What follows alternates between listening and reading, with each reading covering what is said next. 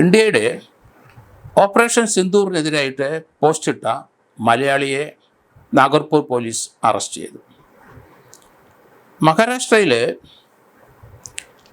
നാഗപ്പൂരിലെ പോലീസാണ് മലയാളിക്കെതിരായിട്ട് കേസെടുത്തിരിക്കുന്നത്. ഇയാൾ യുദ്ധവിരുദ്ധ ചില പ്രസ്താവനകൾ നടത്തി സോഷ്യൽ മീഡിയയിൽ. അതോടൊപ്പം തന്നെ ഇന്ത്യയുടെ ഓപ്പറേഷൻ സിന്ദൂറിനെതിരായിട്ടും പോസ്റ്റിട്ടു. 26 വയസ്സുള്ള ഇയാൾ കൊച്ചിയിലെ എടപ്പള്ളി സ്വദേശിയാണ്. ഇയാളുടെ ഒരു സുഹൃത്തിനെയും കൂടെ നാഗപ്പൂർ പോലീസ് അറസ്റ്റ് ചെയ്തിട്ടുണ്ട്.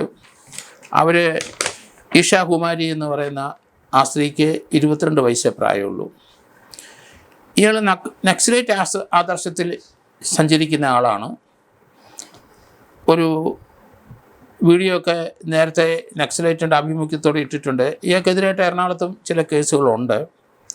കഴിഞ്ഞ ദിവസം യുദ്ധവിരുദ്ധ റാലി നടത്താനായിട്ട് പനമ്പള്ളി നാറിലെ ഒരു ശ്രമം ഇയാൾ നടത്തി. പോലീസ് ഇയാളെ അറസ്റ്റ് ചെയ്തു. പിന്നീട് ഇയാളെ വിട്ടയച്ചു. ആ ആളെയാണ് ഇപ്പം നാഗപ്പൂർ പോലീസ് അറസ്റ്റ് ചെയ്തിരിക്കുന്നത്. 11-ാം തീയതി വരെ നാഗപ്പൂർ പോലീസ് കസ്റ്റഡിയിലെടുത്തിട്ടുണ്ട്. ഇപ്പോൾ ഇന്നലെ എറണാകുളത്ത് കൊച്ചിയിൽ ഇയാളുടെ വീട്ടിലെത്തി. നാഗപ്പൂർ പോലീസ് വീട് പരിശോധിച്ചു. വീട്ടിൽ നിന്ന് ഇയാളുടെ പെൻഡ്രൈവ്, ഡിജിറ്റൽ എവിഡൻസസ്, പിന്നെ ഇയാളുടെ ഫോണ്, ഇയാൾ വായിക്കുന്ന കുറേ പുസ്തകങ്ങൾ, അതെല്ലാം നാഗർപൂർ പോലീസ് ഇപ്പം കസ്റ്റഡിയിലെടുത്തിട്ടുണ്ട്. ദേശവിരുദ്ധ പ്രവർത്തനത്തിനാണ് ഇയാളെ അറസ്റ്റ് ചെയ്തിരിക്കുന്നത്. ജാമ്യം കിട്ടാൻ വലിയ ബുദ്ധിമുട്ടാണ്. ഇയാളുടെ സുഹൃത്ത് ആ പെൺകുട്ടിയെ ഏതായാലും നാഗപ്പൂർ പോലീസ് വിട്ടയച്ചിരിക്കുന്നു. ഇയാൾ ഇന്ത്യ വിരുദ്ധമായ ചില പ്രസ്താവനകൾ, പ്രത്യേകിച്ച് നമ്മുടെ സിന്ദൂർ ഓപ്പറേഷനെതിരായിട്ടാണ്. രാജ്യദ്രോഹകരമായ പ്രവർത്തനമാണ് ഇയാൾ സോഷ്യൽ മീഡിയയിൽ കൂടെ ഇട്ട വാചകങ്ങളെല്ലാം. റിയാസിനെയും ഏതായാലും പോലീസ് കസ്റ്റഡിയിലാണ് എറണാകുളത്ത് കൊണ്ടുവന്നിരിക്കുന്നത്. മഹാരാഷ്ട്ര ടീം എറണാകുളത്ത് ക്യാമ്പ് ചെയ്യുകയാണ്. ഇയാൾ ഇവിടെ ആരൊക്കെയായിട്ടാണ് ഇയാൾ ബന്ധപ്പെട്ടിരിക്കുന്നത്, അവരുടെ കാര്യങ്ങളൊക്കെ അന്വേഷിക്കുകയാണ്. കേരള പോലീസ് സഹായത്തിനുണ്ട്. മഹാരാഷ്ട്ര പോലീസും അവരുടെ ഭീകരവിരുദ്ധ സേനയുടെ ഉത്തരവാദപ്പെട്ട ഉദ്യോഗസ്ഥരും കൂടെ എത്തിയിട്ടുണ്ട്. കേരളത്തിലെ പല ആൾക്കാരും ഈ രീതിയിലുള്ള ചില അഭിപ്രായ പ്രകടനങ്ങൾ നടത്തുന്നത് അത് ഭരണഘടനാ വിരുദ്ധമാണ്.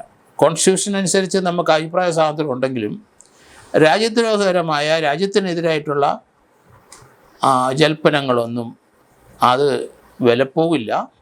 അത് ഇന്ത്യക്കാരൻ ചെയ്യാൻ പാടില്ല, രാജ്യസ്നേഹികൾ ചെയ്യാൻ പാടില്ല. ഒരു പൗരൻ്റെ കടമയാണ് രാജ്യത്തിൻ്റെ പ്രതിസന്ധി ഘട്ടത്തിൽ രാജ്യത്തിൻ്റെ ഒപ്പം നിൽക്കാൻ. അഭിപ്രായ സ്വാതന്ത്ര്യങ്ങൾ എല്ലാവർക്കും ഉണ്ട്, പറയുകയും ചെയ്യാം. ഇന്ത്യൻ ഭരണഘടന അത് അനുവദിക്കുന്നുമുണ്ട്. പക്ഷേ രാജ്യത്തിനെതിരായ ഒരു അഭിപ്രായം പറച്ചിൽ അംഗീകരിക്കാൻ കഴിയില്ല. അത് രാജ്യദ്രോഹ പ്രവർത്തനം തന്നെയാണ്. ഇയാളുടെ പറ്റി കൂടുതൽ വിവരങ്ങൾ അന്വേഷിച്ചുകൊണ്ടിരിക്കുക കേരള പോലീസും. നക്സലൈറ്റ് ആദർശത്തിലേക്ക് നേരത്തെ സഞ്ചരിച്ച വ്യക്തിയാണെന്ന് പോലീസിന് അറിയാം. എങ്കിലും ഇയാളുടെ പ്രവർത്തന മേഖല ഇപ്പോൾ നാഗപ്പൂരിലോട്ട് മാറിയിട്ടുണ്ട്. അവിടെ നക്സലൈറ്റ് കൂടുതലുള്ള ഏരിയയാണ് അതിനടുത്തും. അതുകൊണ്ട് ഇയാളെപ്പറ്റി കൂടുതൽ കേരള പോലീസ് പഠിച്ചിട്ടുണ്ടോ എന്ന് സംശയമാണ്.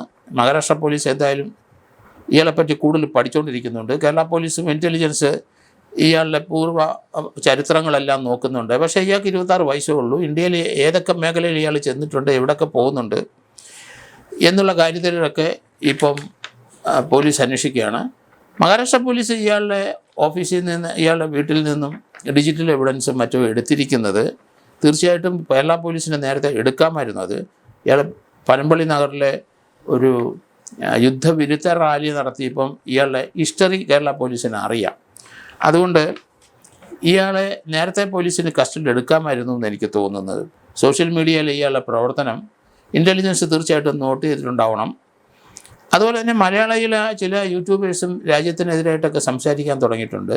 ഇന്ത്യയുടെ യുദ്ധത്തിൻ്റെ കണക്കുകളും യുദ്ധത്തിൽ ഇന്ത്യക്കുണ്ടായ നേട്ടങ്ങളും മെച്ചങ്ങളും ഒക്കെ പറയും, ശത്രുവിനുണ്ടായ നാശനഷ്ടങ്ങളൊക്കെ പറയുമ്പോൾ അതൊക്കെ അത് ലഘൂകരിച്ച് കാണാനായിട്ട് ചില സോഷ്യൽ മീഡിയയിലുള്ളവർ ശ്രമിക്കുന്നതായിട്ട് കണ്ടു. അതിലൊരാളാണ് മാത്യു സാമുവൽ, അയാൾ സോഷ്യൽ മീഡിയയിൽ ധാരാളം കമൻറ്റുകൾ ഇട്ടിട്ടുണ്ട്.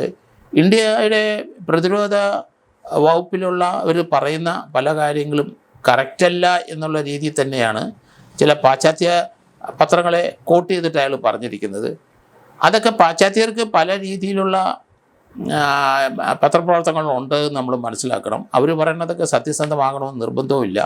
അത് ആണ് ശരിയെന്ന് പറഞ്ഞ് ഒരു ഇന്ത്യക്കാരൻ നമ്മുടെ ഈ സമയത്ത് പറയുന്നത് ഒരിക്കലും ശരിയല്ല. ഏതായാലും അയാളുടെ യൂട്യൂബ് റദ്ദ് ചെയ്തിട്ട് ക്യാൻസൽ ചെയ്ത് കഴിഞ്ഞു. അയാൾക്കെതിരായിട്ട് നടപടിയെടുക്കാനുള്ള സാധ്യത വളരെ കൂടുതലാണ്. കാരണം ഈ മലയാളിയെ ഇപ്പം എതിരായിട്ട് ഇപ്പം മഹാരാഷ്ട്ര പോലീസ് കേസെടുത്തിരിക്കുന്നല്ലോ. അതേ രീതിയിലുള്ള പ്രവർത്തനം ഇവിടെ സോഷ്യൽ മീഡിയയിൽ മലയാളികൾ ഇവിടെ നടത്തിയിട്ടുണ്ടെങ്കിൽ അതിനെതിരെ കേരള പോലീസ് കേസെടുക്കേണ്ടി വരും. കേസെടുക്കുന്നതാണ് നല്ലതെന്ന് എനിക്ക് തോന്നുന്നു. ഇപ്പോൾ മാത്യു സാമുവൽ ഒരു അറിയപ്പെടുന്ന പത്രപ്രവർത്തകനാണ്. പല മീഡിയയിലും കേൾക്ക ഉൾപ്പെടെയുള്ളതിൽ അയാൾ വർക്ക് ചെയ്തിട്ടുണ്ട്. അപ്പോൾ അയാൾ പറയുന്നത് സത്യസന്ധമാണോ ഇല്ലയോ എന്നുള്ള കാര്യം നമ്മൾ അതേപ്പറ്റി അറിയില്ല. പക്ഷേ ഇന്ത്യയുടെ ഈ പ്രതിസന്ധി ഘട്ടത്തിൽ എന്ത് പ്രശ്നം ഉണ്ടായാലും ഇന്ത്യൻ ജനങ്ങൾ മുഴുവൻ ഇന്ത്യയുടെ ഒപ്പം നിൽക്കണം.